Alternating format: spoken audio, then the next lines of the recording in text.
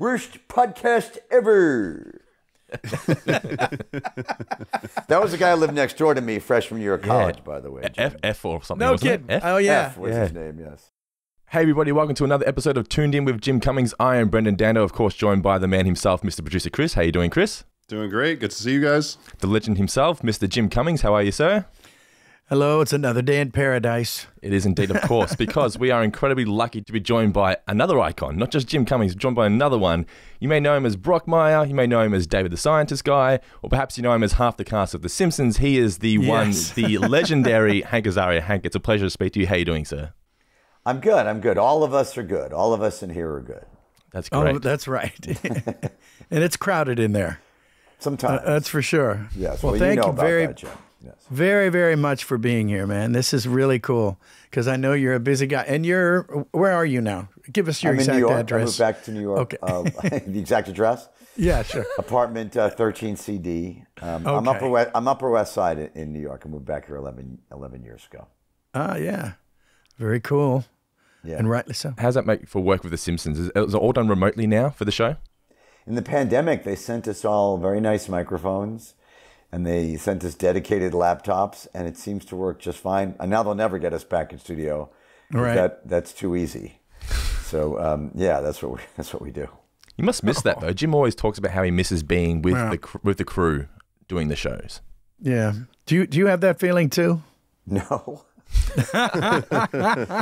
I love everybody, but I see them on Zoom and at table reads, and I'll take the convenience, over the nostalgia pretty much every time. Yeah, well, that makes sense. Yeah, no problem there. Understood. Well, after 36 years, you're probably sick of seeing their faces, right? Yeah, that's the thing. Maybe in year 19, we still really liked seeing each other. But that was 17 years ago. So now that I don't like seeing them, but it's so great to be able to record from home. Yeah, I mean, I really can't. Yeah. I'm very grateful for it, in fact. Yeah. You can't complain about that. Yeah.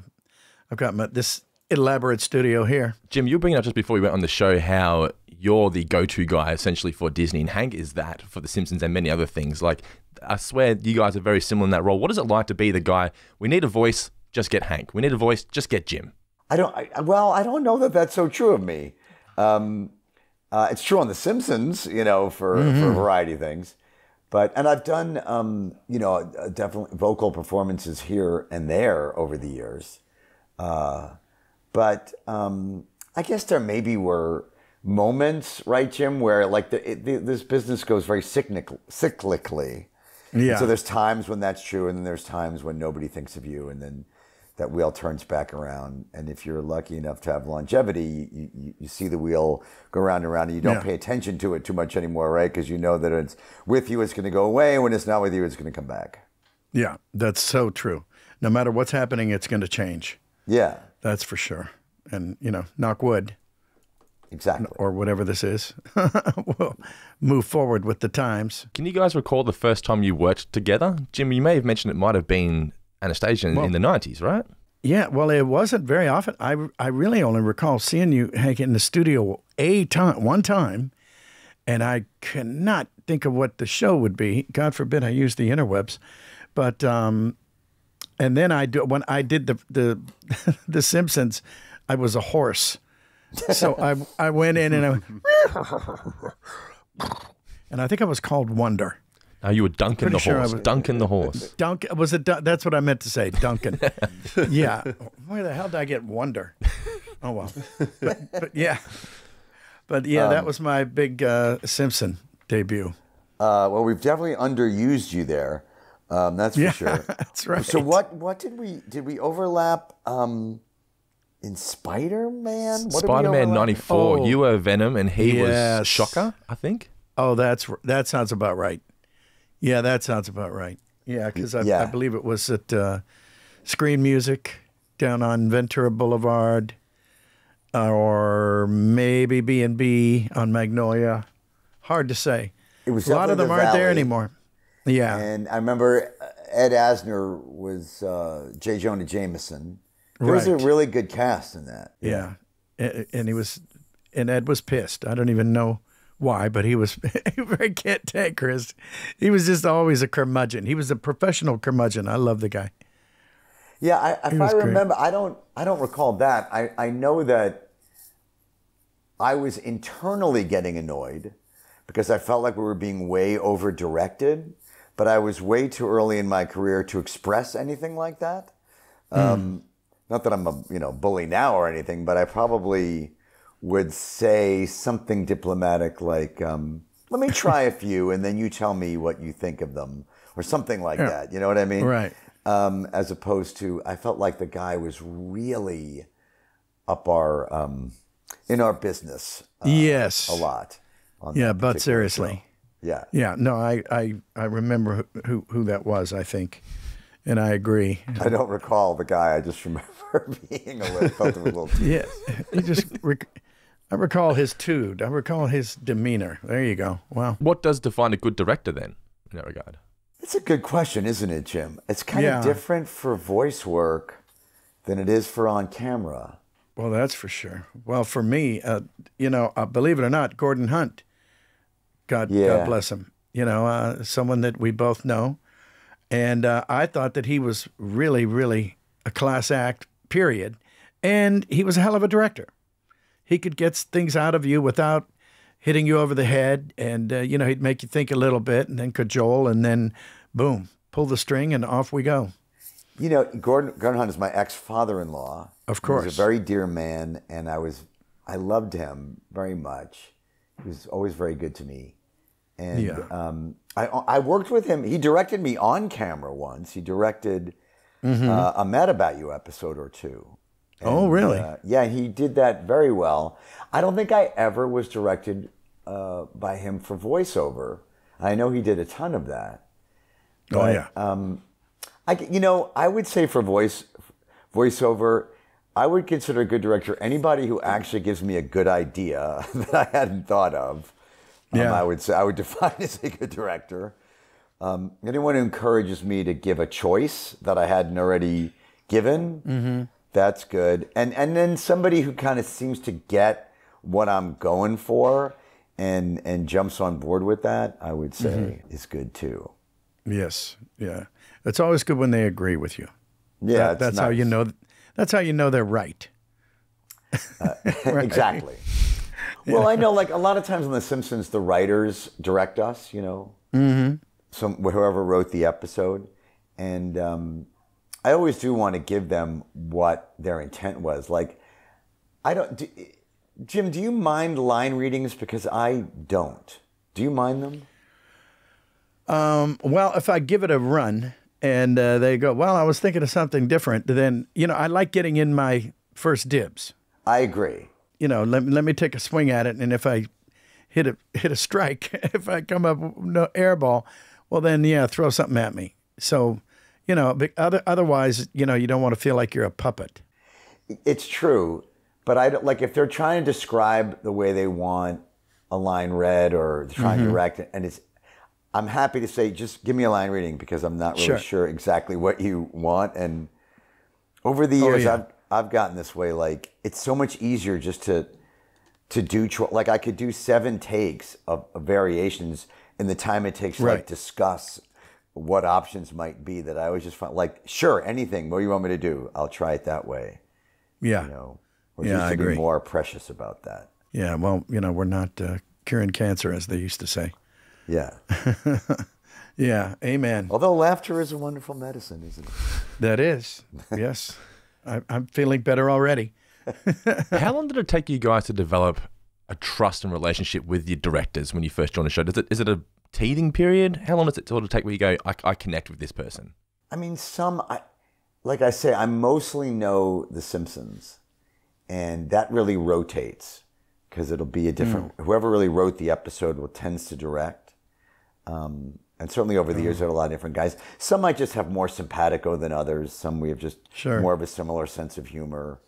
And we sort of get each other more, riff on each other more.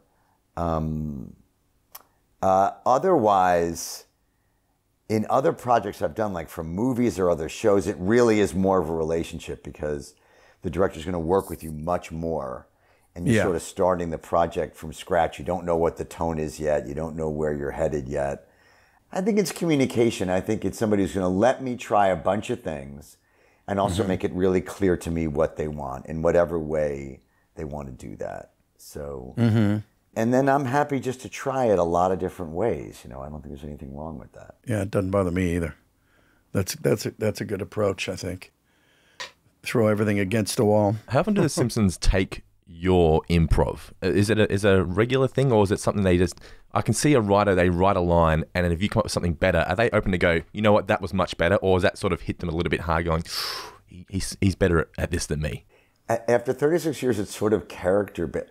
Like as Mo, they'll rely on me to sort of make it more New Yorky, and we're throwing geez, what does you guys don't? You know, it's like they'll rely on me more to colloquialize it in the way that he's colloquialized. And for Frank, it's, you know, the noises are impossible to anticipate, so they'll just put Frank noise, and then I'll do whatever occurs. And a character like that, for Frank, with each take, I'll sort of get more elaborate. I'll start without exactly as written, and then it gets longer and weirder and stranger as I go along. I think half just to entertain myself.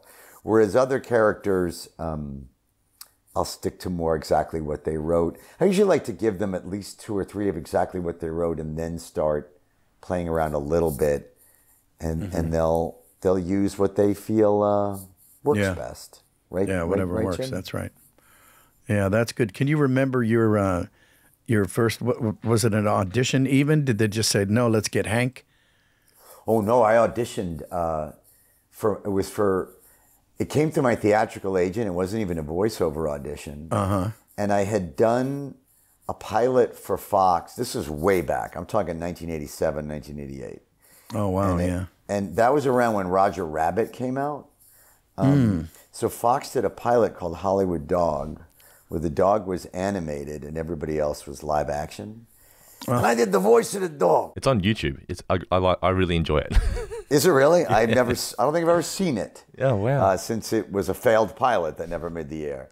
I did something like this, kind of a voice like this, whatever it was. And they knew me at Fox from that. And they were having auditions for Mo, the bartender. And I was doing a play at the time where I was imitating young Al Pacino. I was playing a drug dealer in this small black box theater in Hollywood. And I auditioned with this voice, kind of young Al. And they said they want the voice to be gravelly. So if you make young Al Pacino gravelly, you get Mo the bartender. That's what came out. And they just had me record it right there. They said, will you record it? And I was like, now? We walked over to at the time it was the Marilyn Monroe stage. It's now the Marge Simpson stage. Right. And recorded it. And I didn't think I'd ever... You know, with hindsight, they probably recorded a bunch of guys that day and just put in what they liked the best. And it was just that week. And then the next week I did Chief Wiggum. And the next week they added another character. And it wasn't until halfway through the second season that they offered me a regular gig. I had done about 5 or 6 characters at that point. But it was the first time I'd ever done anything like that except for that pilot. Pretty good score. Oh Not my bad. God. I literally won the lottery. I mean, it took years for it to pan out that way, but really, yeah. But it was. I landed in a pot of jam. Yeah, that is wonderful. Now you've got all the Duff beer you can get your hands on. Oh, the Duff beer I can drink, Jim. Yeah, I know. That is too good. 30 years ago, similar for you, Jim, you landed in the Jar of Honey with Winnie the Pooh. Like, you've been doing the same character for so long. Do you feel there's a sense of ownership with these characters? I kind of do. How about you? I really do. If I can fanboy at you, Jim, for a second. I mean, I really, really loved Winnie the Pooh growing up. Oh, good. Both the books and the cartoon. And loved the voices. And as an aspiring voice guy, I didn't know when I was 10 that I was an aspiring voice guy, but I did know that I loved animated voices, and I loved Paul Winchell. And so when and then I have my son's 15, and so we rediscovered the newer Winnie the Poohs when he was little. Right. And I was so delighted, as at that point I was a professional voice guy, by the voices in the movies and the show. And I was astounded by how much Winnie and Tigger sounded like their old selves. And then when I found out they were both you, my head exploded. No, honestly, it really is wonderful. Like, well, apart from, my hero Mel Blanc, right? I have kind of you and Mel in my Hall of Fame. Just like, wow. That is just, to me, because they're beloved characters that mean so much to me. And I still can't believe, I couldn't believe any two people could match that vocal performance so exactly, let alone one person doing both. It really is, to me, a vocal feat that is, I'm not blowing smoke. I mean it. Wow, It's thanks, man. Incredible to me. That is, coming from you, that's like a gold coin. I'll take it. Thanks. It's wonderful. It's amazing. Wow. And this guy's got Emmys galore, folks, just in case you didn't know. By the way, I know you don't do Eeyore, but we really did love those cartoons. And so when my son was little, there's one of them where Eeyore says, "We're all gonna die," over and over again. And my son was about 3 or 4. And we were in Paris, and we got on this elevator with a lot of people, and it was very fancy. We were in a very fancy place. I don't remember where we were, but people were very dressed up. And for some reason, my son announced to the crowded elevator, "We're all gonna die." And, perfect. Yeah, and we had to try to explain in French that he just was quoting Winnie the Pooh. He didn't have any kind of premonition. Oso Poo? Oh, God. Oh, that's fun. Oops. Well, thank God it didn't come true. Yes, thank God. That's a beautiful thing. Now, and when did you establish you really didn't kind of have to audition for them? Were they just kind of, because that boggles my mind a little bit.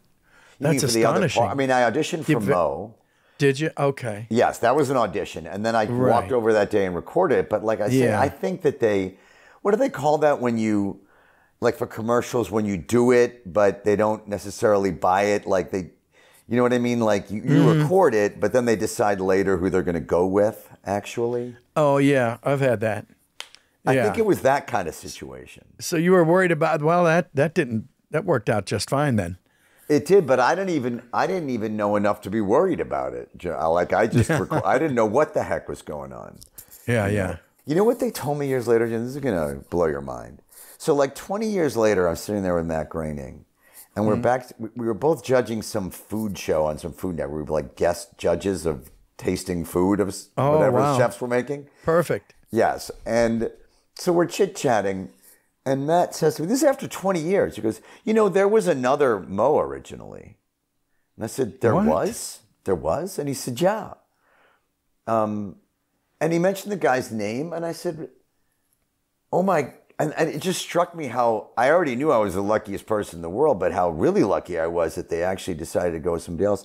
And then years after that, I said, hey, Matt, why were you not happy with that Mo originally? And he said, oh, we were perfectly happy with him.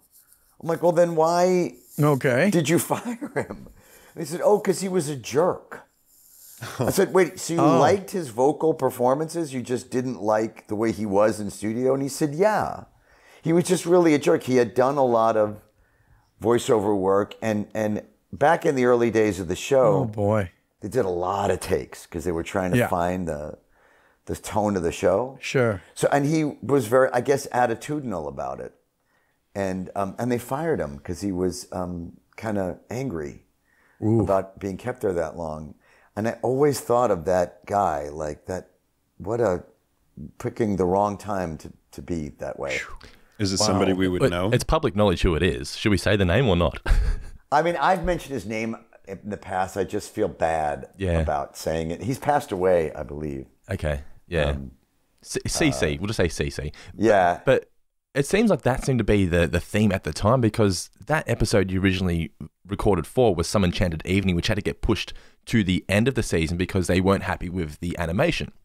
And I didn't even know that. And the animation director at the time, they weren't a fan. Apparently he had done Mighty Mouse, and he made it very over cartoonish. And Matt Groening and James L. Brooks just were not fans of it at all.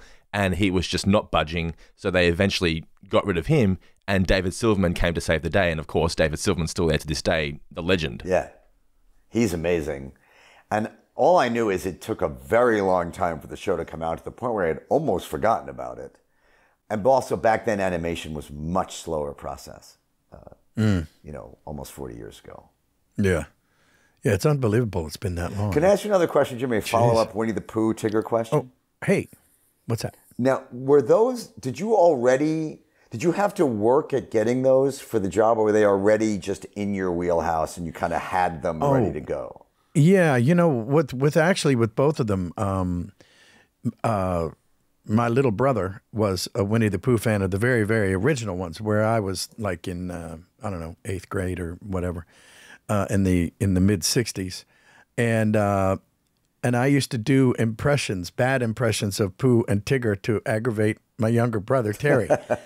And, Winnie the Pooh, you know what Pooh is, don't you? You know what that is? It's crap, okay? So you're going, Winnie the crap. And he goes, no. And I left Tigger alone. I didn't. But then we've joked about it over the years. I said, did you ever think that you would grow up and become Winnie the crap? And I can't believe I'm saying that. Nobody out there, please disregard those words. Was it always, obviously you were, when did you discover, people always ask me this, when did you discover you were vocally gifted? Like, when did you realize, I can do things that people can't do? Yeah, well, for me, it was 5. I was about 5 years old. And like I say, I was just a horribly annoying child and would be playing Monopoly, and I would say, I believe I will buy Park Place. And I'm going to bounce over there to the Reading Railroad, and I'm going to buy all the railroads and kick you all off. And, Pooh and Tigger were playing Monopoly with my family. And I'm sure I was a joyous child to be around. Listen, same story. About when I was 5. Yeah, and I always tried to get, because I loved it, I tried to get Pooh. I could never really get it. Good. Tigger did okay, because Paul Winchell did a lot of voices of our childhood. Knucklehead Smith and Jerry Mahoney, the 2 dolls. And he did a lot of other cartoons, didn't he? Oh, yeah, he was Gargamel for the Smurfs. Right, which I ended up being. And how about that? In the live action. What are those odds, right? We have so we both, we're kind of stepbrothers via Paul Winchell, aren't we? Yeah, I would say. We're vocal stepbrothers, yeah. Yeah, it's pretty incredible. And Paul was a great guy. He was cantankerous as he could be, and he was a good old buddy of mine. Oh, wow, so, you knew him. I really kind of idolized him growing up. Oh, me too. And I have to admit that I did have a couple of nightmares when I was very young, maybe 4 or 5 years old, going into my room, and I was just worried that Jerry Mahoney was sitting in my under the coffee table, under the end table on my bed, and because there was something about when he would do the thing from the side, and then he would go, yeah, and he had that face on, and I was going, ah. Well, ventriloquist stuff. There's a reason why a lot of horror has been created around the ventriloquist concept. It is a bit of a spooky thing, making things come to life like that so believably. Yeah. What was that Anthony Hopkins movie? Magic? Was it? Oh, yes. I remember it well. Yeah. Yeah. Who knew he was so gifted? But yeah. And we have another thing in common from Anastasia. Oh, yeah? Well, you were Bartok. Yes. And I was nobody in the movie per se, but I sang the song In the Dark of the Night for Christopher Lloyd. Is that right? Yeah, so that was me. I did not know that. I watched a little bath there. This was an impression of a cousin of mine, a female cousin of mine. Do you do that? Do you base some voices on relatives and? Absolutely. I 100% do. There is a character in Chippendale Rescue Rangers called Lieutenant Spinelli, and he sort of sounds like this. Well, let me tell you something there, old buddy, old pal. Your whole thing with you is that you got to do. Well, that was my Aunt Grace, God rest her soul. And yes, it was a woman. And my cousins have, subsequent to that many years ago now at this point, but they'd say, yeah, okay. Yeah, I could see it. Yeah. Little deeper, but yeah, sure. So my Aunt Grace was Lieutenant Spinelli. And then the first, because I lived in New Orleans for a long time. I was a deckhand on a riverboat, and I used to design Mardi Gras floats. And the first riverboat I was ever on, there was a guy on there. His name was Léonce Leblanc. He was from Napoleonville, Louisiana, and he spoke English as his second language, even though he was born in Louisiana. And he ended up being Leatherhead, the Cajun alligator for Teenage Mutant Ninja Turtles. Oh, nice. And I figure, if you do a perfect impression of somebody that nobody knows, it's a new character, right? Totally. Yeah, and if you do a terrible impression of somebody everybody knows, they can't even tell who you're doing, that's a new character. Exactly. I tell that to young folks all the time. Like, bad impressions are good original character voices. Yes, that's right. Yeah. That's well said. Yeah, well, I do too. I can't believe you do that too. Do you do a lot of seminars? Do people approach you? Do they say, "Can you do my podcast?" I know one person did, but I don't. I talk to young. I taught acting for a while. Yeah, but not so much per se like voiceover and character creation or things like that. More on camera acting. Because I found that so difficult and nerve-wracking and self-conscious making that in order to overcome that over the years, I felt that I had a lot to, impart to young actors about kind of hacks, cheats on how to be less nervous on camera. But anytime I have talked to aspiring voiceover artists or character actors, I say that bad celebrity impressions are good original character voices, and I agree. Relatives, friends, anyone is good fodder. A bunch of my characters are not so good celebrity impressions. Heck yeah. Yeah. And, a lot of relatives. The character I'm Mad About You is a kid I grew up with. Hey there, how you doing here? There's a guy that grew up in my building here. And and in the birdcage was my grandmother. Was my maternal grandmother. Oh. Yeah. Yeah.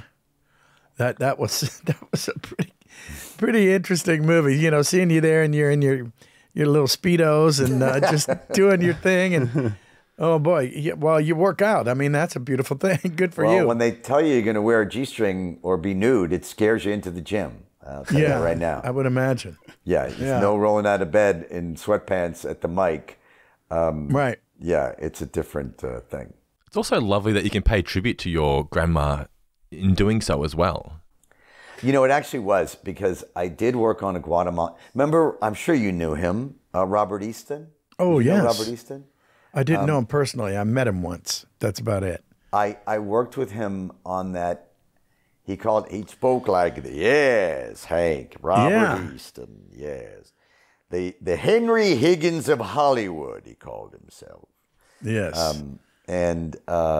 So he was recommended, and I worked with him on a Guatemalan accent, and we kind of worked it down to two different choices. One was the one I used in the movie, which was like my grandmother. Another was a little tougher, more the Puerto Ricans I listened to growing up on the street in New York, and I heard that voice in my head. Oh, yeah, sure. And I realized after we worked it up that this sounds exactly like my grandmother. I could have saved myself a lot of time. Just imitated my grandma. But it was great for that character because she was very feminine and and mothering and loving and nurturing. So it was even her physicality was good for the part. Do you find that too, Jim? That like once you hook into a voice, the body completely follows, and even the mentality changes. Yes, absolutely. I would have never pegged it alone in a million years, but when we very, very first started doing the New Adventures of Winnie the Pooh, Entertainment Tonight, they came out to, it was TV Guide Entertainment Tonight, they came to the studio going, oh, well, it's been 20 years since anybody saw the silly old bear and blah, blah. Now it's being done by this guy named Jim Cummings and blah, blah, blah. And they go, let's sneak into the studio and see, one of those. And I was standing there and I was doing Pooh, and I was standing standing at the mic, and my shoulders were slumped, and I was leaning back a little bit, and my stomach was jutting out. And I went, oh, God, I'm doing Pooh. And then I started talking, and it was Pooh. And then when they said, oh, wait, let's see if Tigger's going to be here today, because they're so funny and cute, great writing. And I'm standing there, like this, like, I'm getting ready to bounce on somebody. And I'm looking around, and I said, damn, you don't realize you're doing it, but you get into character in a physical sense to do a voice. So, okay. Yeah, you do. Which I didn't know, and I had the privilege of watching Dan Castellaneta and Harry Shearer, right, when I was young, and their whole bodies are into it, almost to like an embarrassing degree. I was like, guys, you're kind of going nuts. There's only a microphone there, But and it took me like a while to work up the courage to do that too, because it's so. I guess improvisation classes help with that kind of thing, right? Oh, yeah. But I was so young, I didn't, I wasn't that far along. And so I really learned by watching them and how their whole bodies create the voice, Oh, yeah. Well, it's all part of the character, right? Yeah. And it's been fun to see. I'm sure you've seen this too, right? Great actors will come in who are not used to doing voiceover, and they don't, and they think it's just a neck up thing. Because that's what it would seem to be. You just have a mic there, no one's watching you. But then you see they catch on within a few minutes that they have to just fully commit, as if it were a full performance, and then they get the hang of it. Yeah, I not to name drop here, but I did a couple shows with Rita Moreno 100 years ago, and she came in, and I thought, how can you just have Rita Moreno come in for like 8 lines? But I guess her daughter was a big fan of animation, so it was kind of like, and she brought her, and so I guess it was kind of like her little gift to her daughter, and she was sitting there, and she was sitting next to me, and I'm sitting there going, I'm sitting next to Rita Moreno, and she said, halfway through it, she goes, okay, I just have to say something. This is the most fun I've ever had. I can't believe you're paying me. Not much, but I'm getting paid, and I said, I can't believe I'm getting paid to sit next to you either. She goes, this is the most freeing thing I've ever done. You can't make a mistake. You can't look wrong. You can't be standing wrong. You can't be doing that.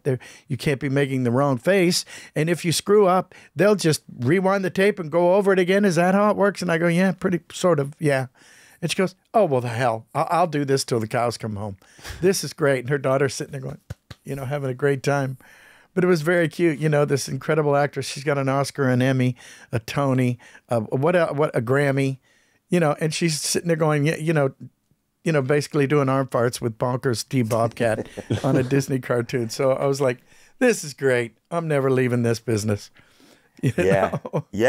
It's really fun to see, legends come in and discover the joy, if they haven't already, of messing around with the microphone. And, we used to say tape is cheap. Now there's no tape anymore. But no, it's really cheap. It's super cheap. Doesn't even exist. But yeah, it's fun, right? Just took me years to really get comfortable with that. Like I was even perfectionistic about vocal recording, and like, you can just do it again. Just try a different thing. I was so worried about, is this good? Is it right? Did I get it right? Oh yeah, it drives you nuts. It did me anyway.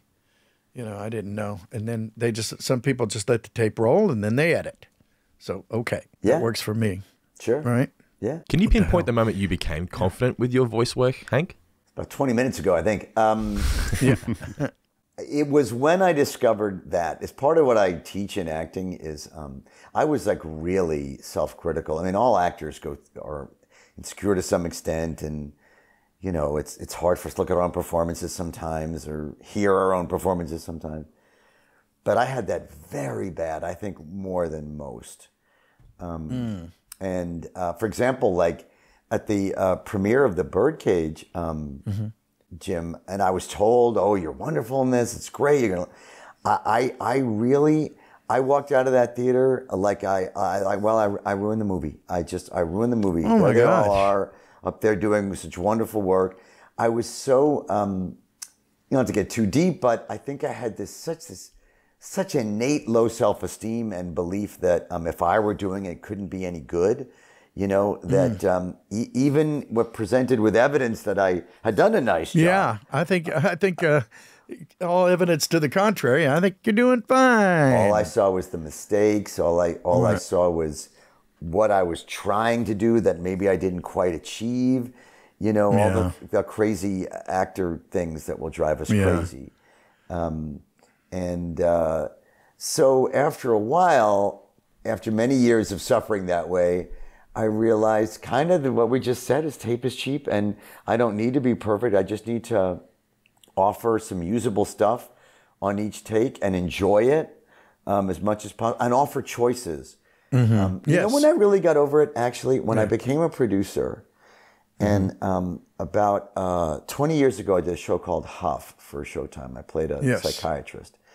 And because we were so, there were 3 of us producing that, and we were so stretched that I ended up having to be in the editing room more than anyone else, which was a wonderful experience. And once I was on that side of it, and I saw how much performance for film and for animation and recording really just comes down to offering choices in editing.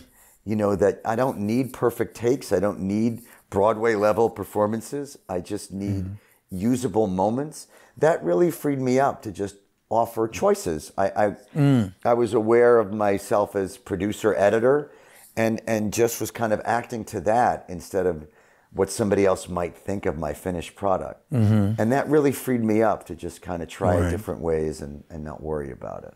Yeah. Yeah. Well, I think that's what the Rita was touching on. You know, it's just the freedom to, to fall down and screw up and this and that, because tape is cheap, as they say. And if you don't like it, you just do it till you do like it. And, you know, what's interesting is, I don't know about, I'm sure you're the same way. You're going to be your worst critic. Yeah.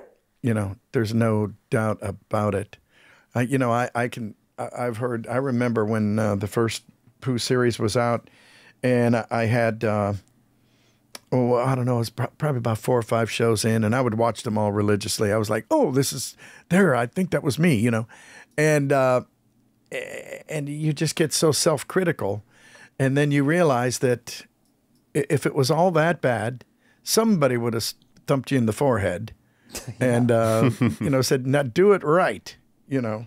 So did you have that too? Or do you have that insecurity around your work sometimes? Yeah. Oh, yeah. You know, I got to a point where I said, oh, God, it just sounds like me talking, which is a stupid thing. Right. You know, no, it doesn't.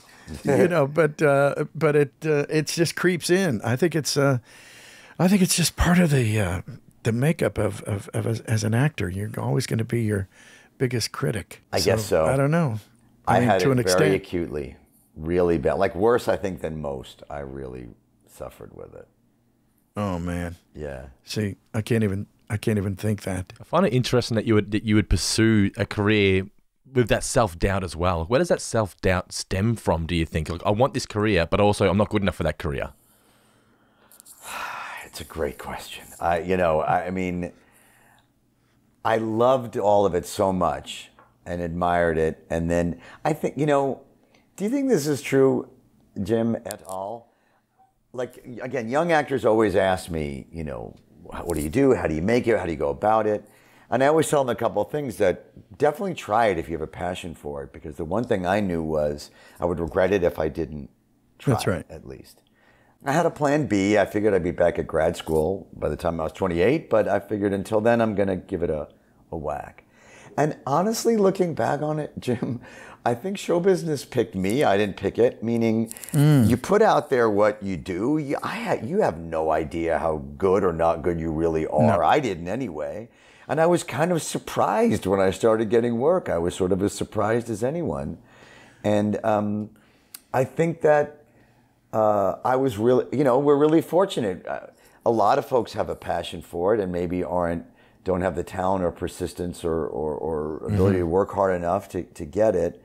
You and I were fortunate enough to have that, but it almost came as a surprise to me. And there were times, honestly, to answer your question, where I had reached I was so uptight. I swear I kind of wished I wasn't talented enough to have the job I just got, because I was a nervous wreck. I was just like, I don't know if I can do this. The pressure was like, it felt like too much, Really? Yeah. The night before I'd be starting a movie, or they're like, do you remember the old Honeymooners series, Art Carney and Jackie Gleason? Oh, sure. Yes. Remember the episode where Ed's playing the piano and Ralph's trying to get ready for I think it was to answer the musical questions on the $99,000 answer. And he's got Ed playing all the piano tunes for him so he can practice and rehearse and memorize. And Carney was so brilliant. He's playing the piano sort of badly, to do the songs. And Ralph and Alice start arguing over whether he should stop playing or not. Play, Ed, don't play. Play, don't play. And Carney just looks up to heaven and finally goes, why, oh, why was I blessed with this musical talent? And sometimes I had that line in my mind sometimes, because that's how I felt sometimes. Like, I wish I wasn't good enough to get this job, because I don't feel like I can do it. I feel like I'd rather not have the pressure of trying to do this. Oh, no. Yeah. Well, we're glad you got over that. I did. It took me like 20 years, but I eventually settled down. Oh, man. I can't imagine that. That's insane. As good as you are, that is knucking futs. Yeah. For sure. It was not fun. Do you feel the same way when you do voiceover as well? I did. I don't anymore. I probably got more comfortable with that earlier than on-camera stuff. I also, as a voice guy, I don't know if you feel this way, Jim. I felt weird if I wasn't doing a voice.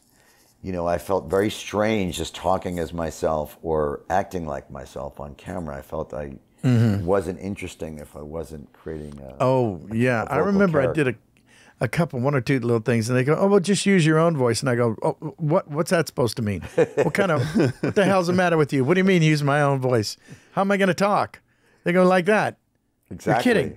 Nobody hires this guy. It's like, you just paint yourself into that weird little mental corner.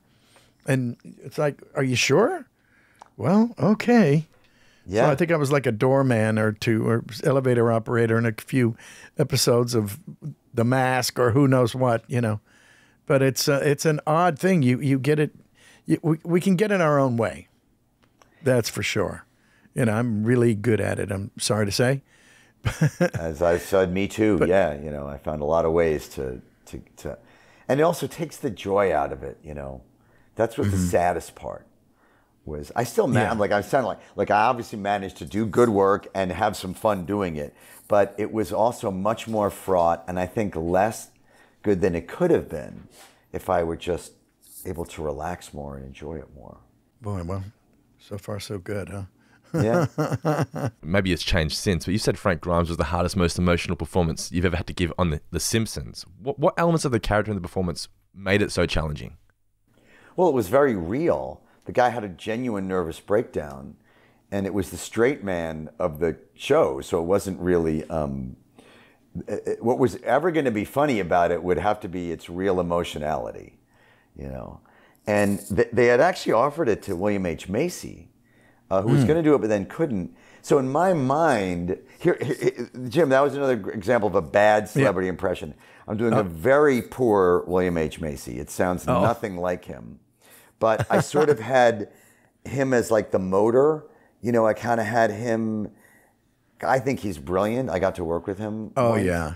And so imagining his take on it, and I feel like, he's a better actor than I am. I feel like he's such a wonderful actor that in trying to get the depth that he would maybe have brought to it, that was what was in my mind. And that was also made it hard too. I was kind of holding it to the standard of what if William H. Macy really performed this? And so that made it difficult. Wow.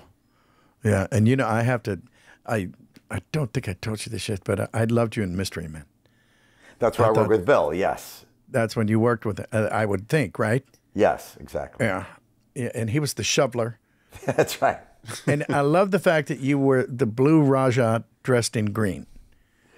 Yes, he didn't really wear blue. And he spoke in a sort of flowery British way. Yes, except he when did. He was home with his mother, and he just sounded like a normal guy.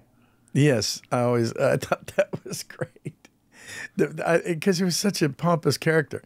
And who was it that Wes Studi, I think, played? Wes Studi was...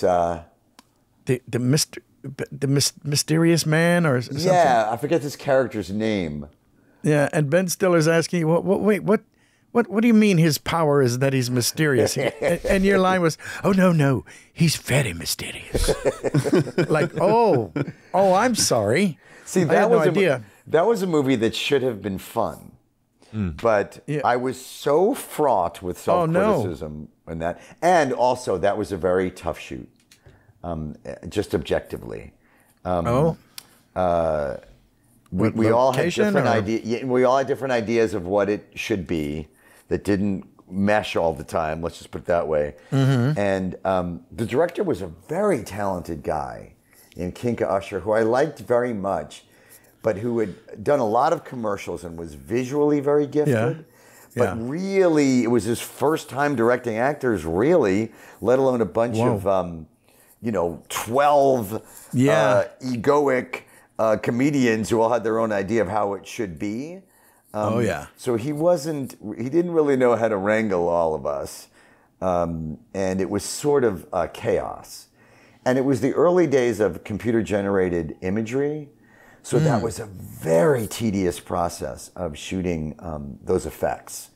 And sort of very hard to do comedy while you're, it got easy, like years later, even doing the Smurfs or doing Godzilla, the technology had caught up to where it could be much more instinctive how you could play something when nothing was there. But then it was like super tedious and very, by the numbers, which was hard to act. So it was kind of a miserable shoot. Well, it resulted in the fun Well, film. I'm being very negative today. I'm sorry. Give me another thing you love and I'll shoot it down. Okay, here, let's see. I'm a Mets, Jets, and Knicks fan, and it's made me very negative in my life. It's really colored my world outlook. Well, you were What do you think of how the movie came out, though? Yeah. Yeah, it came out okay. A Birdcage was a definite classic. I was nuts watching that one. Yes. Yeah, that I mean, geez, that's unbelievable. Yeah. Was the result what you envisioned whilst you were filming Mystery Men? Yeah, I'm the wrong person to ask because I was especially then so negative. Like it could have been great, and I would have walked out and like, well, another film I ruined. You know what I mean? It's like, oh no, it was really I'm completely You know what? I don't know if you feel this way, Jim, too. Like a lot of time, I just had this with a movie. I did a movie called Great Expectations that Alfonso Cuarón directed, Ethan Hawke and Gwyneth Paltrow. And at the time, I did my number on it. Oh, well, there I ruined another film. Terrible. They're wonderful. And then I just watched it again maybe a few months ago. I was like, oh, I remember that film. And I looked at it like, I did lovely work in this movie. There's nothing wrong with that performance. It was very good. It's really... I find that anything within a year or two of when I've shot it, what's in my head is what I was trying for, which I can't get out of my head, and then the end result, I'm incapable of being objective about or seeing anything positive. I just kind of like, oh, that's not what I was trying to do. Oops. Well, I'm the same way, and I don't even do on camera. I can't imagine if I did on camera. I go, oh my God, why did I go left foot first? You know, stupid shit. I would drive myself insane. Exactly. I know. I mean, now you know what? The best I can say now is I know better than to really look at too much stuff too early on. Yeah. Or I watch it. The second time I watch, I'm much more calm. Like, oh, that wasn't so bad. That was okay. Yeah. But my first reaction is always horribly negative. Well, I have to tell you what my first reaction when I saw. I wrote down the name because Ka Moon from Night at the Museum. Ka Moon Ra. He was. I was ready. I don't know what I was expecting. I go, okay, here's Hank. Here's something, and all of a sudden, out came a sort of. Was Boris Karloff or? Yes, it was Boris Karloff. You're right. I mean, it's like how. What? That was a lark. You know, we originally. That's crazy. I was doing sort of something similar to Mystery Men, a bit more bored and a bit, aristocratic. And a little George Sanders sneaking in there, huh? Yes. And we did the table read, and actually the head of the studio, Tom, who was the head of Fox at the time, now I can't remember his last name, but he kind of gave a note, and the studio executive note went, it was a little boring. Oh boy! And so at the camera test, at the makeup and wardrobe test, we threw a mic on there to just try out different voices. And as a joke, at the end of that, I had like 5 or 6 other voices ready, and I just went, Boris Karloff was the original Mommy. Perhaps we should do that. And Ben Stiller and Sean Levy laughed. And said, yeah, do that. And I'm like, no, we can't do that. I can't imitate Boris Karloff throughout an entire movie. Like, it makes us laugh. Let's do it. And so I was like, okay, I guess we're going to do that. And I'm really glad we did because I loved him and especially loved his Grinch performance. You're a mean one, Mr. Grinch. Yes. So I was glad to pay homage to Boris Karloff. Oh, that is so cool. Well, not many of us can say that. And you're in a very small club. The guy who sang the Monster Mash and me, I think, called the short. Oh, that's right. They did the mash. Yes, that is so true. I forgot about that one. Did you make people aware at the time that you were disappointed with your performance, or did you keep it all within yourself? I would tell my shrink, for sure. I'd run crying to him. Yes, people close to me knew. It was very hard to keep in.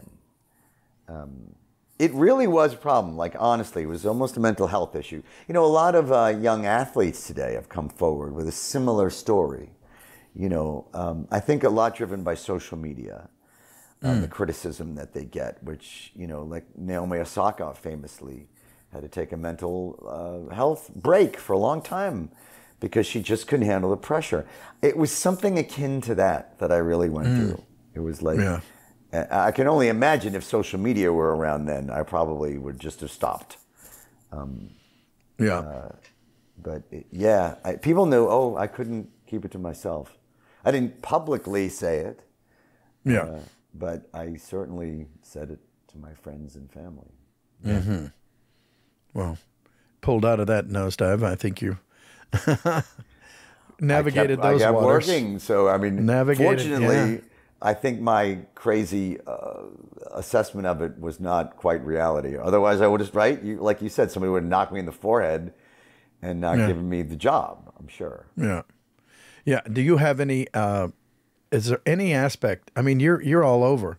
You're musical. I mean, I've seen the Bruce Springsteen thing. Yeah, that's my latest fun thing, doing the Springsteen tribute band. I mean, that's crazy. And you're unbelievably good. I was like, whoa, who is this guy? You're like you are the true Renaissance man. You're not a jack of all trades. You're a master of all trades and jack of none. Well, I don't know about that. That's that. not bad. Well, I've been imitating the way Bruce talked, since I was a teenager. Like I'm sure you know, like a lot of the impressions came out of hero worship, right? As we're growing up. Oh, yeah. And Bruce was and then I turned 60 last year and had mixed feelings about that. And just kind of felt like, what would give me joy and what could I work on that would be fun? And I said, let me try to sing like Bruce, which I really had to. And because I think to me, I've had to sing all through my career, but always in character and kind of in a jokey way. Right, yeah. But to try to sing like Bruce, I had to really kind of learn to sing. I had to take it seriously, especially trying to sing through that rasp of his. Yes. So to me, instead of learning to sing, which I always found tedious and overwhelming, I felt like I was just unlocking an impression. It just this one happens to be singing. So, and that kept me with it. And Jim, I worked harder at that vocal impression than any other vocal thing I've ever worked on. And nobody was hiring me to do it. I just wanted to do it for the joy. And I wasn't even intending it to be a tribute band. I just wanted to surprise people at my birthday. And I put together a band, and I did that, and it went so well. And because I said no gifts, but donate to my foundation if you want to give, we raised a lot of money that night. And I put two and two together and went, well, that went well. Let's do this for charity once, twice a month. And that's what we're doing. Wow, that's great. Yeah. Good for you. Well, you know, I've said that before. I mean, it's the stuff that used to get me kicked out of class is how I make my living now. Exactly. And it's you know, you holding on to that. The screen door slams, honey. That's what I'm here for. Right? Or what? It's just he's Road, amazing. Get us with a little Thunder Road there, Jim. That's beautiful. Yeah, man. Good stuff. Yeah, well, he's like got to be like one of my all-time favorite guys. Yeah, I mean, he actually his music meant a lot to me, not just as entertainment, but his message and his music really got me through a lot of difficult times as a teenager, which I got to tell him. I got to fanboy on him real hard, almost to a level that was embarrassing. Not almost, actually, way over the line embarrassing. I actually tell the story as part of because I tell stories kind of as Bruce on the night as well. It's kind of a theatrical piece. Yes. And awesome. yeah, I'm loving it. I'm kind of all about it now. It's my favorite thing to do. Yeah. Well, we're going to have to publish your show dates. Yeah, all the dates will be in the description of this show for sure. November 8th, Brooklyn Bowl. November 15th, the Stone Pony, Asbury Park. There, I said it. And we'll have more dates for next year, yeah. Asbury Park. That's got to be a blast. Oh, I can't wait. Yeah. Can't wait. How fun is the singing for The Simpsons or any other show you work on? Do you enjoy the singing aspect of it? You know, I never totally did. And I actually examined, because I've been getting so much joy out of singing like Bruce, because I finally stayed with the singing long enough to start to get some traction with it. You know what, I realized, Jim, that I think I always felt that I can never be anywhere near as good a singer as I am a mimic. So I felt like sort of, why try in a way? That plus whenever I am in a professional situation with singers, they're so incredible. You know what I mean? Like when I did Spamalot on Broadway, I was there to imitate Cleese and Palin and Eric Idle vocally, not sing. I sang a bit. And those Broadway voices are so otherworldly that, you know, you don't even want to try. You know what I mean? It's just like, you sing it, I'll mouth it, you know. Yeah. And so I always kind of felt that way. And that's another kind of joy I've been getting out of the Springsteen project, is discovering my own singing voice, which I never really stayed with before. Wow, that's so cool. Yeah. Well, there's always something new. That's a beautiful thing. Apparently there is. At turning 60. That's another joy. Yeah. It's like finding another, because you know, right? Like we live for these vocal challenges, and there are less and less of them as you get older. Yeah. And I kind of made myself a new one.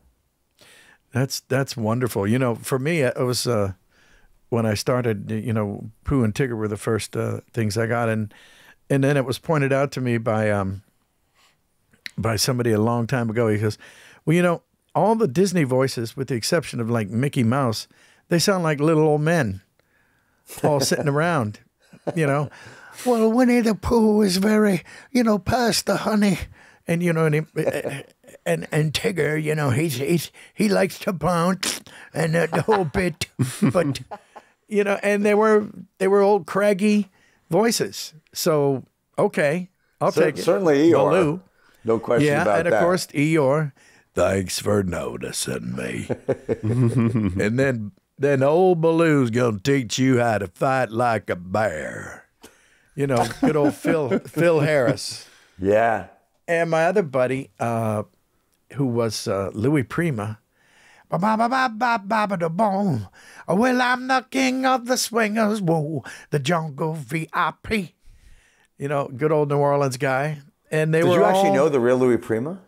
No, but Sam Butera. Oh, okay. I wish I went up and said hello to him once. He was working in the Quarter when I was a kid, French Quarter. And he was standing out in front, and he had a big, gigantic carnation, big white carnation on a hot pink coat. And he was hawking his own stuff. Come on, everybody. Come on in. We're going to jam it. We're going to cook it up. We're going to stir it up and serve it. Let's get on in here. You know, and all this perfect French Quarter jive. And I was just riveted by the guy. And I wasn't old enough to get in, so I stood outside and listened to him play. And then I ended up, subsequent to that, years ago, because I was so enamored of the guy, period, he had passed away, God rest his soul, but Sam Butera, his sax player, was still going. Mm-hmm. And, all the guys from Jungle Book. And so I hired them for a private function. And I said, I do have a request or two. Okay, here we go. What is it? I go, can I sing a couple songs? And they go, yeah, well, you're paying us, so okay, So, I know the feeling. Yeah. Yeah, right. But I was knocked out. I at the end of the night, he came up to me and he said, well, you know, kid, I got to tell you, when you said you did it, I didn't think you did it. I just thought you were going to do something. And then he goes, would you like to come on tour with us and you could sing as Louis? And I go, no, I can't. I remember I just hired you for this event here. I got to go and, move forward. But it just made my day, made my whole month, year. Who knows? Yeah. So you could have done it, Jim. Yeah, I could have done it. Want to do a Louis Prima thing? Yeah. We could double bill. That's true, huh? We'll do some jump jive and wail. Yeah, he was amazing, and that was a pretty amazing Louis Prima you just unleashed there. Oh, well, I'm not thanks. surprised they wanted to sign you on. Well, you know what? I always thought that he and his band were the link, if you will, the DNA that connected the big band era with rock and roll. I think you're right. Because he had plenty of both. I mean, he was a big band, 7-piece, not too small. But baby, it looks like it's gonna help. Bum, bum, ba-da-da, bum, bum, ba-da-da. Oh, totally. That's all. That's good there's stuff. a reason why David Lee Roth covered Just Oh, that's Gigolo, right. Yeah, Just a Gigolo. back in the 80s, I think. Yeah, Louis Prima, he really rocked, absolutely. Yeah, good stuff, man. Well, Jim, you've been singing forever, haven't you? You're the Disney standing guy. You were the California Raisins. You've been singing forever. Yep. I was lead singer for the California Raisins.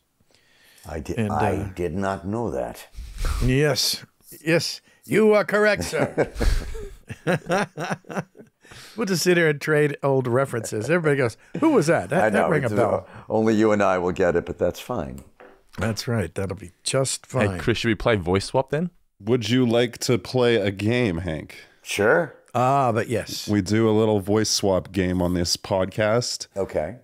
And this is how it works. Jim will give a line reading of one of his characters, say Winnie the Pooh, and give one of his iconic voice lines. Okay. And then you'll take that same line and repeat it, but in a character voice of yours. Okay. And then switch back and forth, and we'll do a couple characters. Sound good? Awesome. So let's see. How about, shall we kick off with, who have I done lately? Darkwing? No. Or should I? Let's start with Winnie, the classic. Let's just do Winnie. Yeah.